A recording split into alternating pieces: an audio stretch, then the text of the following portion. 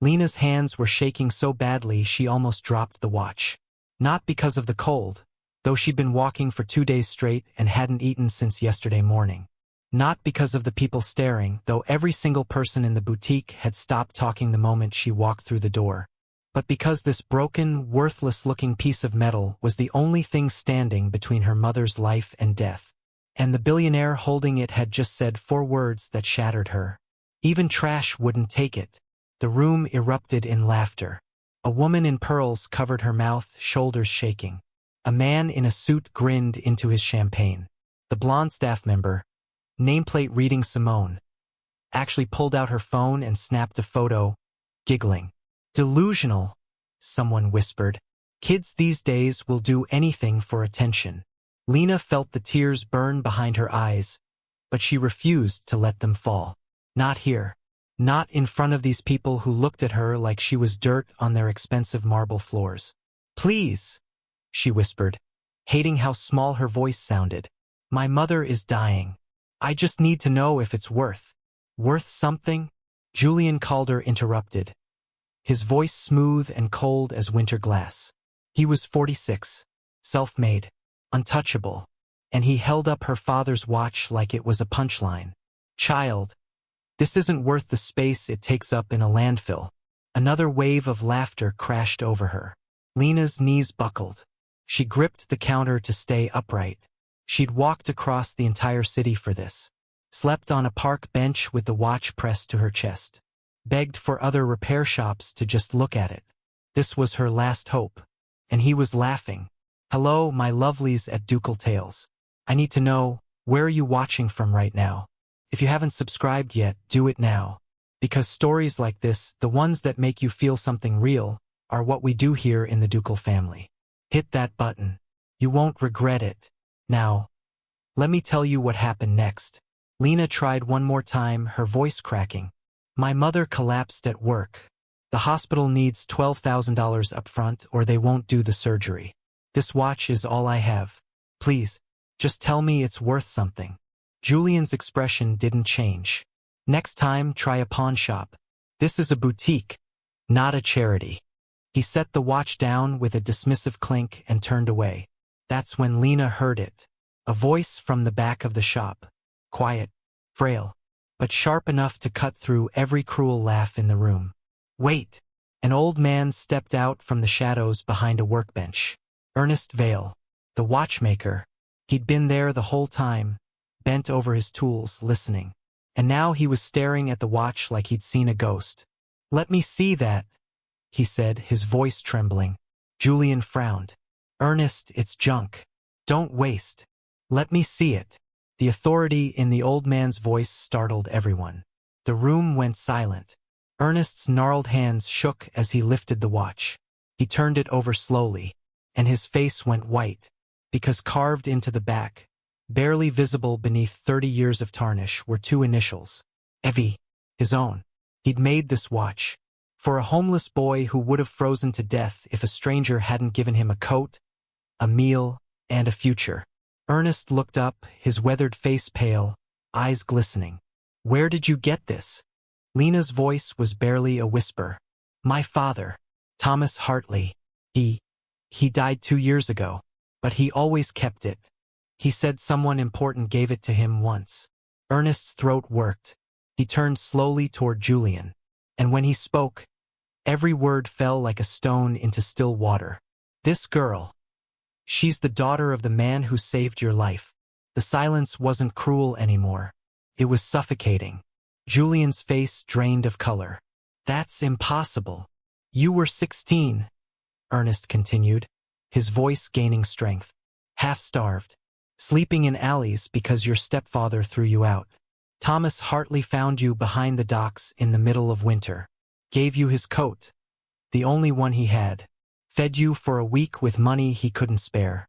Brought you to me and asked if I had work for a smart boy who just needed a chance. Julian's hand gripped the counter, knuckles white. I don't. You don't remember, Ernest said gently, because you've spent 30 years trying to forget the boy you were. He looked at Lina, tears slipping down his weathered cheeks. But this man, Thomas Hartley, he gave you everything. And you just laughed at his daughter. What will Julian do now that the truth has destroyed him? And will Lina's mother survive long enough to see it? Lina didn't understand what was happening. All she knew was that the old man was crying. The billionaire looked like he'd been struck. And every person in the boutique was staring at her like she'd just become someone different. But she wasn't different. She was still the girl with $347 to her name and a mother dying in a hospital bed. I don't need his life story, Lina said, her voice steadier than she felt. I just need to know what the watch is worth. Ernest set it gently on the counter. This watch is priceless, child. I made it by hand 30 years ago. One of a kind. Lina's heart leaped. Then I can sell it? For enough to. No. Julian's voice was hoarse. He looked at her for the first time, really looked, and his eyes were haunted. You're not selling it. But I know what you need. Julian's jaw tightened. How much? Lina blinked. What? For your mother. How much do you need? 12,000. But I can't just. Done. The word hung in the air. Lina stared at him. You'll just give me $12,000? I'll cover all of it, Julian said, his voice tight. The surgery, the recovery, whatever she needs.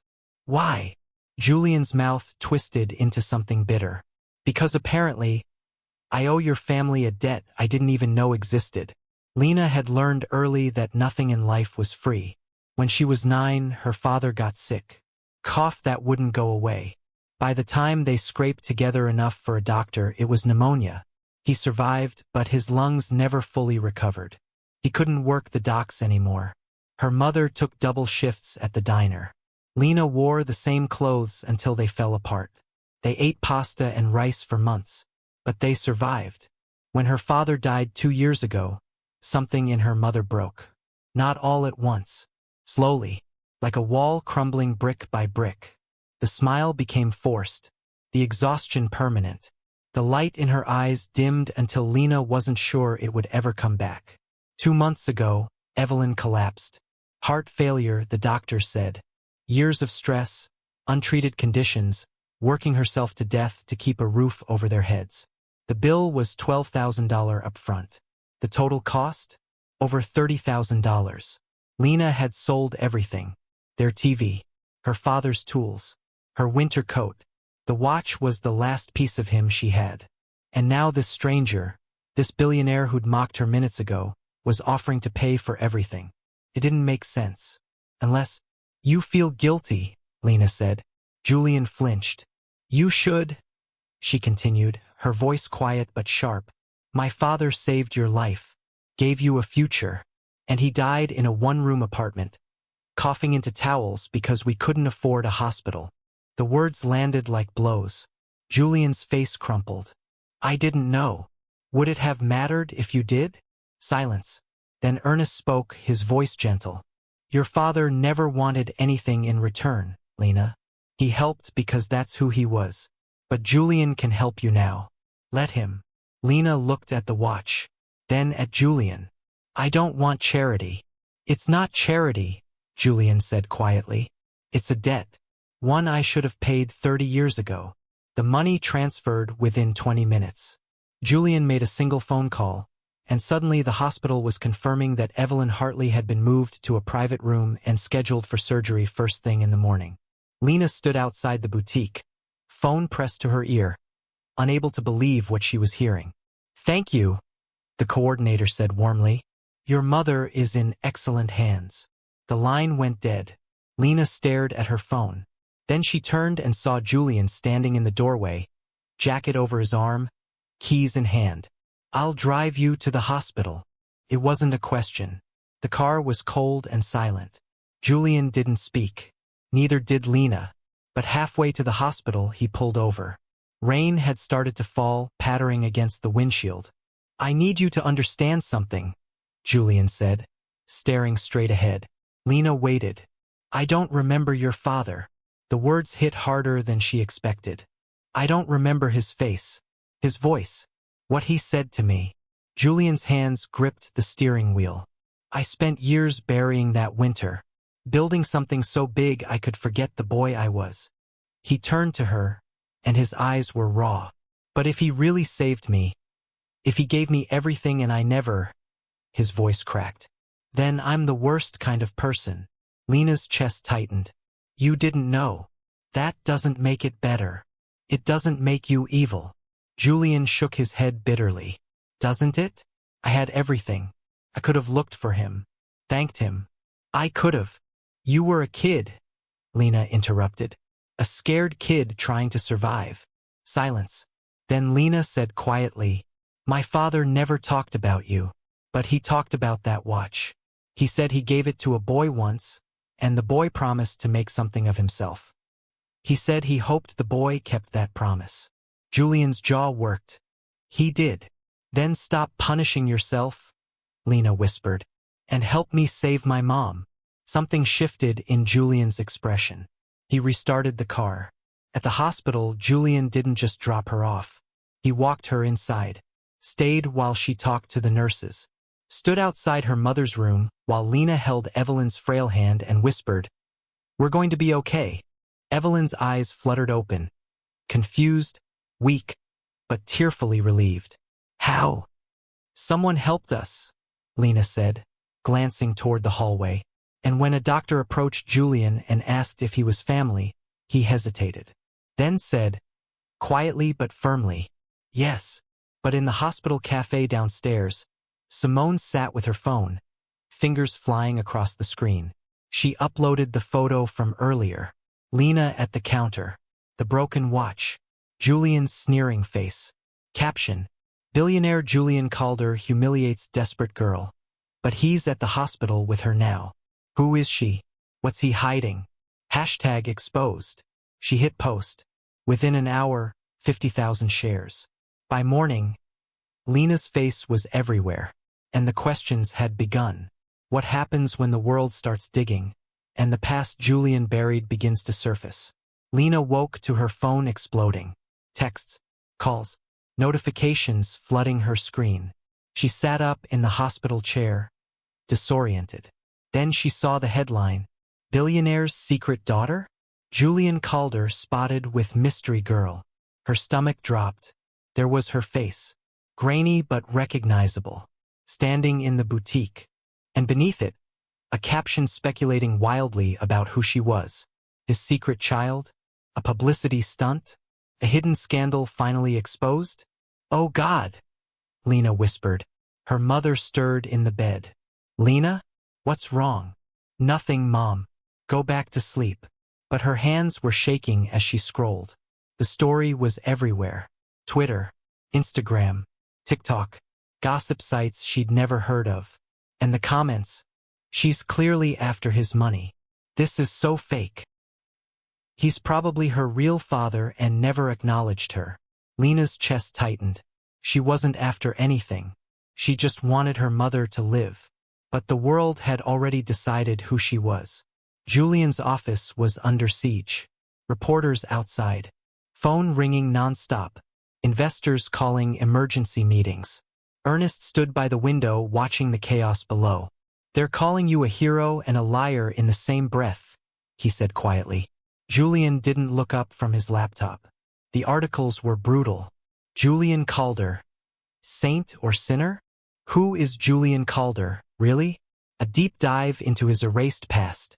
One journalist had already started digging into his childhood, asking why there were no records, no family, no history before age 17. Julian's blood ran cold. If they kept digging, they'd find it. The fire. The building he'd accidentally burned down when he was 16 trying to stay warm. The police report. And if they found that, everything would collapse. Then his phone buzzed. Unknown number. He opened it. Saw the news. Interesting. Didn't think I'd ever see your face again. We should talk. DC. Julian's hands went numb. DC. Donovan Callahan. His stepfather. The man who'd thrown him out and told him he was worthless. The man who knew about the fire. And now he was back.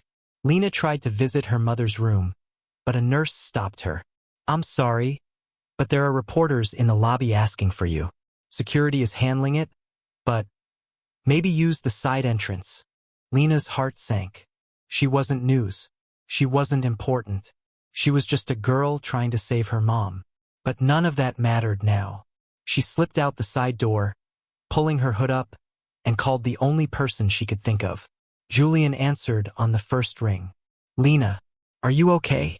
No. There are reporters at the hospital. My face is everywhere. I don't know what to do. Julian's voice tightened. Stay there. I'm coming. You don't have to. I'm coming. He hung up. 20 minutes later, Julian arrived with Ernest. They used a back entrance, avoiding the cameras. Lina was sitting in a stairwell, arms wrapped around her knees. Julian crouched in front of her. I'm sorry. This is my fault. It's not. It is. His jaw clenched. I should have been more discreet. I wasn't thinking. You were helping me, Lina said quietly. That's all that matters. Julian looked at her. This girl who'd been humiliated, exposed, and dragged through the mud, and she was still defending him. You're stronger than I ever was, he said. I'm terrified, Lina whispered. So am I. Their eyes met, and for the first time Lina saw past the billionaire, the suit, the cold exterior. She saw someone just as scared as she was. That night, Julian sat in a dive bar on the east side. Across from him sat Donovan Callahan. Older, graying, but still wearing that same smug smirk. Look at you, Donovan said, leaning back. Fancy suit, fancy life. Guess you didn't need me after all. Julian's voice was ice. What do you want? Donovan grinned. I saw the news. You and that girl. Real touching. He paused. Be a shame if people found out about the fire. Julian went still. I didn't start that fire. Not how I remember it. And I bet a police report from 30 years ago would say the same. If anyone bothered to look. Julian's fists clenched under the table. How much? Donovan's smile widened. 50,000. And I disappear. Will Julian pay the blackmail? Or will his buried past destroy everything he's trying to build? Julian paid. He hated himself for it. But he transferred $50,000 to the account Donovan provided, and in return, received a promise of silence. He didn't believe it. Men like Donovan always came back. But it bought time. For now. The next morning, Evelyn's surgery went perfectly. The doctors said recovery would take weeks, but the prognosis was excellent. Lina cried when they told her. Julian watched from the hallway, something unfamiliar twisting in his chest. Relief, gratitude, and something else. Something that felt dangerously close to hope. But that afternoon, everything shattered. Because Simone hadn't stopped digging. She'd found a retired cop who remembered a 16-year-old kid and a building fire. She'd found the report, and she'd written an article. The truth about Julian Calder, the billionaire who started as an arsonist. It went live at 3 p.m. By 3:30, Julian's phone was on fire. Investors, board members, lawyers. By 4 p.m., 3 major investors pulled out. By 5 p.m., the boutique's reputation was in freefall. And by 6 p.m., Lina was staring at her phone, reading the article, face pale. She found Julian in the hospital parking garage. He was leaning against his car, head in his hands. Is it true? She asked. He looked up, exhausted, defeated. Lina, did you start a fire? Silence. Then quietly, yes. The word landed like a punch. It was an accident, Julian continued, voice raw. I was 16, freezing, trying to stay warm in an abandoned building. The fire got out of control. No one was hurt. But, he stopped. I've been running from it ever since. Lina's hands shook. My father saved you, and you've been lying about who you are this whole time. I wasn't lying to you. Weren't you? Her voice cracked. You paid for my mom's surgery. You stood in that hospital and said you were family. You made me believe you cared. I do care. Don't. She held up a hand, tears streaming. Because I don't know if I can believe you anymore. Julian's face crumpled. I'm sorry. Sorry doesn't change anything. She turned and walked away. Julian didn't follow. Hello again, my lovelies. I need to pause here because I know your heart is breaking right now. You're wondering if Lina will forgive him, if Julian's past will destroy everything, if the truth will set him free or bury him alive. What's coming next is going to shatter you before it rebuilds you. But first, if this story has grabbed you, if you can't look away, I need you to do something. Subscribe. Join the Ducal family, because we're building something beautiful here. A place where stories matter and emotions run deep. And tell me in the comments, do you think Lina should forgive Julian? Or has he lost her forever? I can't wait to hear from you. Now, let's see what happens next. That night, the hospital called Lina. Her stomach dropped when she saw the number. Miss Hartley, this is Administrator Williams. I'm calling about your mother's payment. What about it? There are questions about the source of Mr. Calder's funds. We're going to need to reverse the charges until... You're what? I'm sorry. It's protocol. You'll need to arrange alternative payment.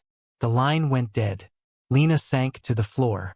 Her mother had just had surgery, a surgery that saved her life, and now they were taking it back.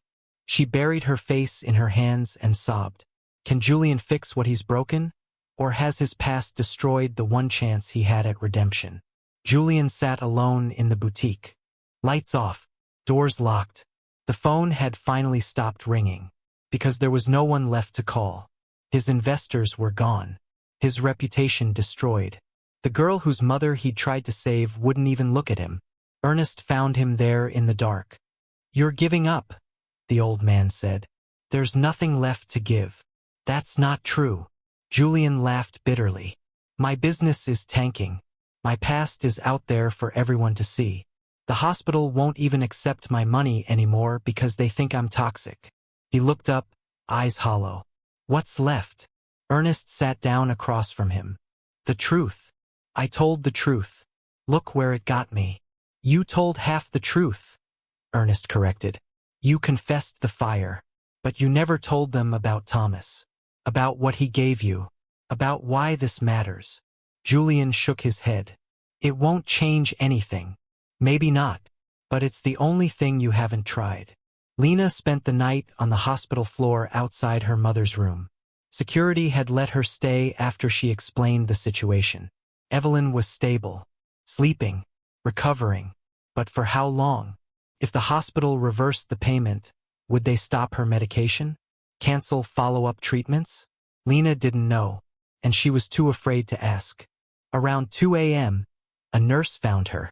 Honey, you can't sleep here. I have nowhere else to go. The nurse's face softened. Come on. There's a family waiting room on the 3rd floor. It's quiet. You can rest there. Lina followed, numb. In the waiting room, she curled up on a couch and stared at the ceiling. Her phone buzzed. A text from Julian. I know you don't want to hear from me, but I'm going to fix this. I promise. She didn't reply. The next morning, Julian did something he hadn't done in 30 years. He called a press conference. His publicist tried to stop him.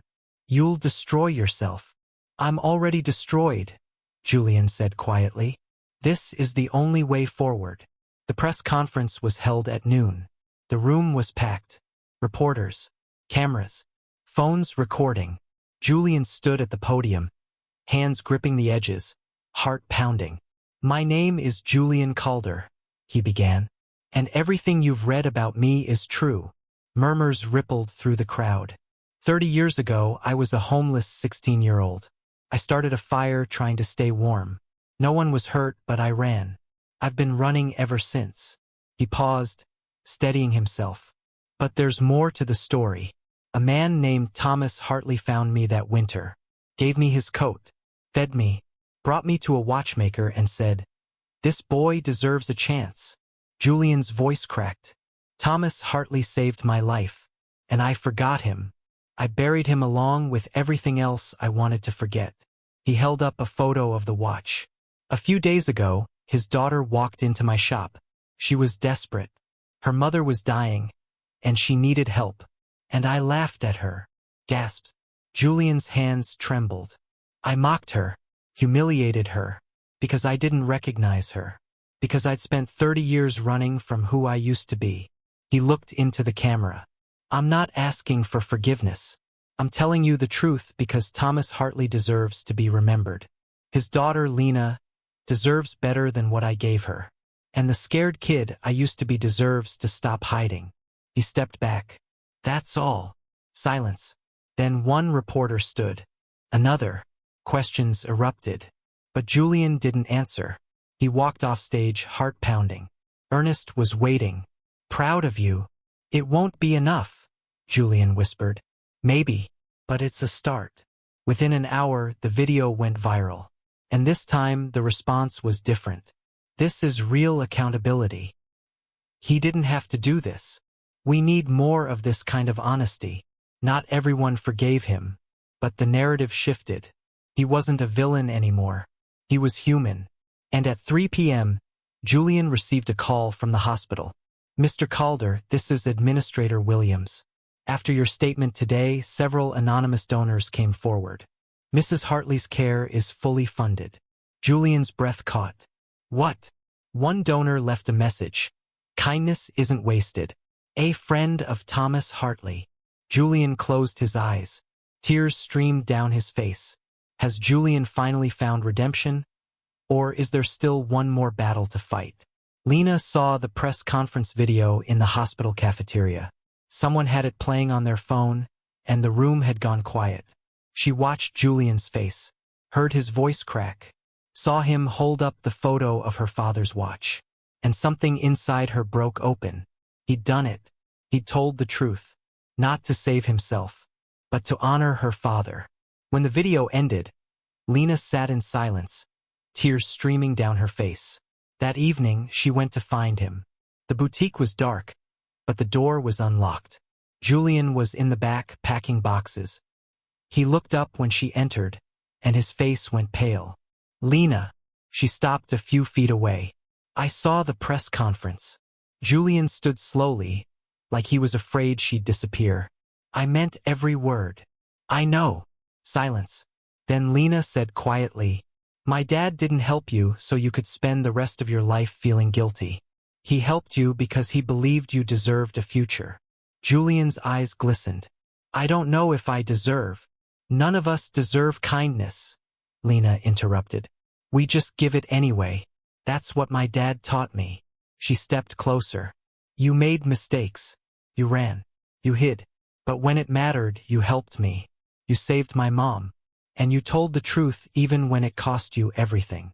Her voice broke. That's who you are, Julian. Not the scared kid who started a fire. Not the billionaire who forgot where he came from. You're someone trying to do better. And that's enough. Julian's breath hitched. I don't know how to be what you think I am.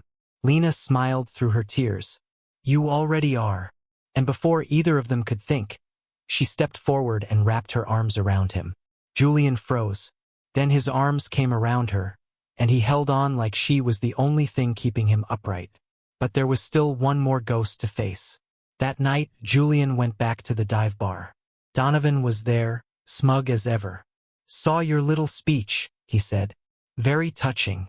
Still doesn't change the fact that I know. I don't care, Julian interrupted. Donovan blinked. Excuse me? I told the world the truth. About the fire. About everything. You've got nothing to hold over me. Donovan's face darkened. You think you're clever? No. I think I'm free. Julian leaned forward.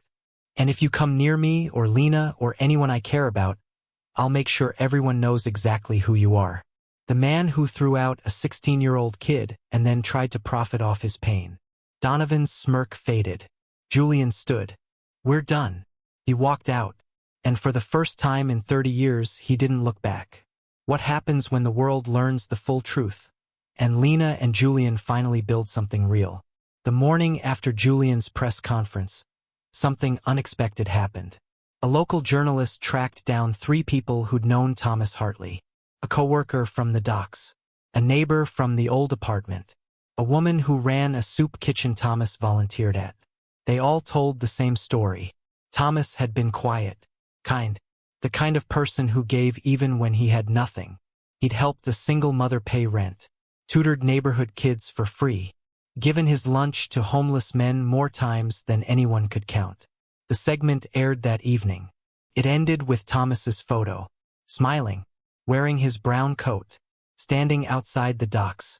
Caption: Thomas Hartley, the man who saved a billionaire and dozens of others. Within hours, a memorial fund was created. By the next morning, it had raised $150,000, all earmarked for families struggling with medical bills. Just like Evelyn, just like so many others Thomas had helped. Lina watched the donations roll in, tears streaming.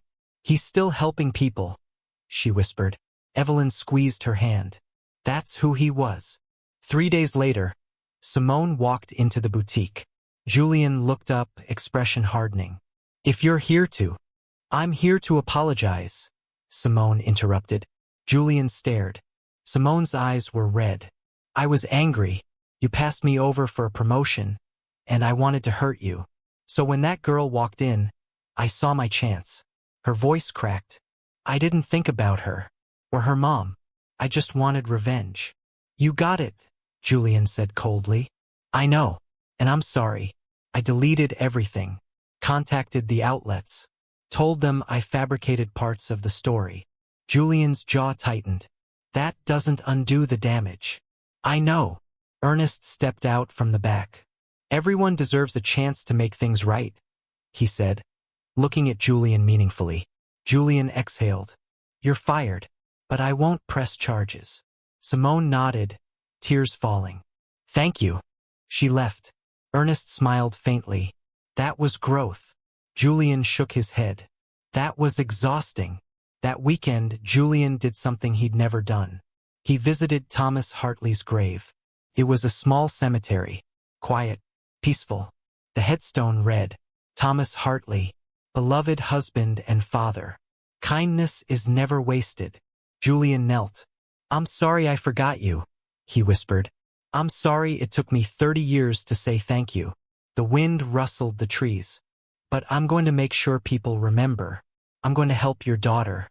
And I'm going to try every single day to be the man you believed I could be." He placed a white rose on the grave. And for the first time in 3 decades, Julian felt peace. How will Lina and Julian honor Thomas's legacy? And what does the future hold? 6 months later, the boutique had changed. Still elegant, still beautiful. But now, in the front window, a single watch sat on display. Thomas Hartley's watch, restored, gleaming. Beside it, a plaque, "In memory of Thomas Hartley, whose kindness built more than he ever knew." Beneath it, 20% of all proceeds support the Hartley Foundation, providing medical assistance to families in need. People came not just to buy, but to read, to remember, to be inspired. Lina stood in the doorway of her mother's new apartment. 2 bedrooms, bright, warm. Evelyn was in the kitchen, humming as she made tea. Fully recovered, smiling again. "You ready?" she called. Lina glanced at her reflection. Simple dress, new shoes, and on her wrist, a watch Ernest had made just for her. Almost mom. The ceremony was held at the community center, the official launch of the Hartley Foundation. Julian stood at the podium, nervous but steady. 3 months ago, I thought success was about what you built for yourself. Then a 17-year-old girl taught me I was wrong. He looked at Lina. Success is about what you give. And the man who taught me that was Thomas Hartley. He gestured to the banner behind him, Thomas's photo and the foundation logo. This exists because of him, because he believed kindness mattered. And I'm going to spend the rest of my life proving he was right. Applause filled the room. After the ceremony, Julian found Lina by the memorial table. "You okay?" She nodded, wiping her eyes. "He'd be proud." "He'd be proud of you," Julian said. "You started this." Lina looked at him. "We started it. Together." Julian smiled. 1 year later, the Hartley Foundation had helped 600 families. Lina enrolled in college business management. She wanted to run the foundation, to carry on her father's work. Julian paid her tuition. Not charity. Investment. "Your father invested in me. Now I'm investing in you." Evelyn returned to work part-time at the diner. By choice. She liked the rhythm, the people, the normalcy. And Julian? He sold the boutique, used the money to expand the foundation, and opened a workshop teaching at-risk youth watchmaking, giving them the same chance Thomas had given him. On the wall hung Thomas's photo, the man in the brown coat, the man who'd saved a boy and, in doing so, saved countless others. 2 years later, on the anniversary of Lina's first visit to the boutique, they gathered at Thomas's grave. Lina, Evelyn, Julian, Ernest. They brought flowers, stories, laughter, and as the sun set, Lina turned to Julian. You know what the best part is? What? You're not running anymore. Julian looked at her, this extraordinary young woman who'd walked into his life and changed everything. No, he said softly. I'm not. And for the first time in his life, Julian Calder was exactly where he was supposed to be. Epilogue. 3 years later, the Hartley Foundation had helped over 1,200 families. Lina became its director. Evelyn published a book of stories about Thomas. It became a bestseller. Ernest retired, but not before teaching Lina watchmaking. So you never forget where you came from. And Julian? He opened 5 more workshops across the state, giving second chances to kids who needed them. On every wall, Thomas Hartley's photograph. A reminder, kindness is never wasted. If you made it to the end, thank you. This story is about more than Julian and Lina. It's about the truth that kindness, real, selfless kindness, echoes far beyond the moment it's given. Tell me, has someone's kindness changed your life? Or have you been the one to give it when someone needed it most? Drop your story in the comments. And if you haven't subscribed, join the Ducal family. We're building something beautiful here,